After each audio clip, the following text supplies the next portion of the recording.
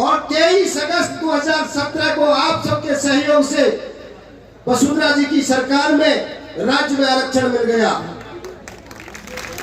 केंद्र की लड़ाई फिर भी जारी रही। महाराजा साहब मंत्री बने। 25 दिसंबर 2020 को जब खैरनी मोड़ पर हाईवे का जाम करने का अल्टीमेटम था, महाराजा साहब ने मुख्यमंत्री जी से बात करके 28 दिसंबर 2020 को केंद्र सरकार के लिए राज्य सरकार की सिफारिश की चिट्ठी भिजवाई। उसके बाद जिस सांसद को हमने एक एक चुन के वोट दिया था, उस सांसद के चक्कर लगा के हम लोग थक गए, लेकिन दिल्ली में एक भी दिन हमारे साथ में गई।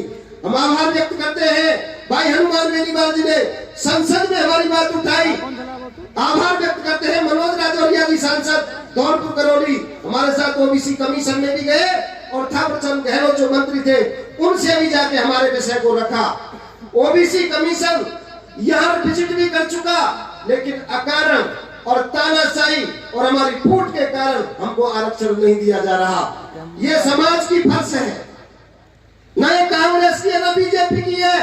आरक्षण कांग्रेस को भी चाहिए, बीजेपी वालों के भी चाहिए, जाट के बच्चे को चाहिए, या 36 कौम के भी लोग हैं।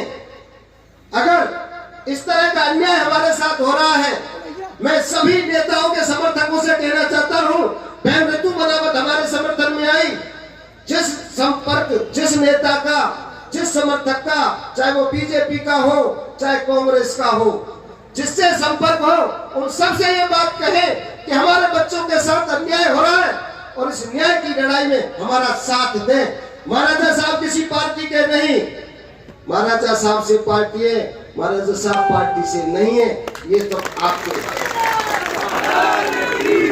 महाराजा साहब ने हमेशा पार्टी से ऊपर हटके जनता के हक और अधिकार के लिए आवाज उठाई है, चाहे सत्ता कोई भी रही हो, लेकिन न्याय की आवाज के लिए हमेशा अपना झंडा डंडा मजबूत रखा है। लेकिन अब ये जनता भी ऐसी है भाई, महाराजा साहब की ताकत तो जनता है, और हम तो समाज का न्याय का काम करते हैं, घर घर जाके पीले चावल देते हैं, जैसे हमारे बेटा को न्याय।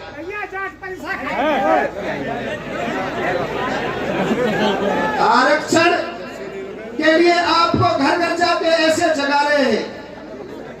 एक कहावत है, बुजुर्गों ने कहा है कि समय आन पे बादल बरसे, समय पे धरती मांगे पानी, और ऐसा करना है मतलब को जाने ना समय पहचानी।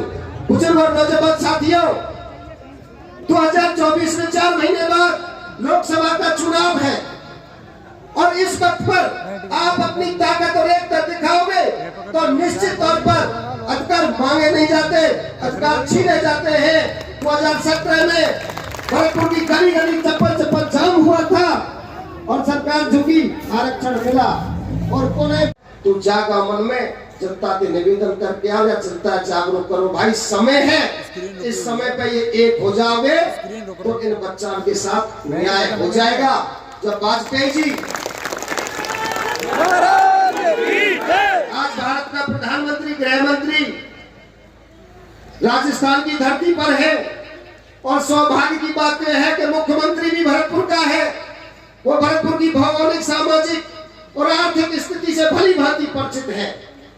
भैया साथ का और पैसा पास का अगर मुख्यमंत्री महोदय ऐसे में हमारा साथ नहीं देता है, तो फिर उसको हम अपना कैसे मान सकते हैं। हम तो ये चाहते हैं कि ना तो हमें पटरी पे जाना पड़े, ना हमें सड़क रोकनी पड़े।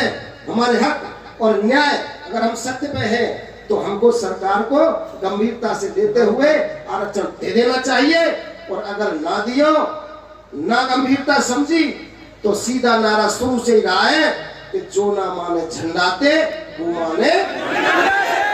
महाराजा साहब, महाराज साहब, जाट एकता, जाट एकता, निकला बाहर मकानों से, निकला बाहर मकानों से।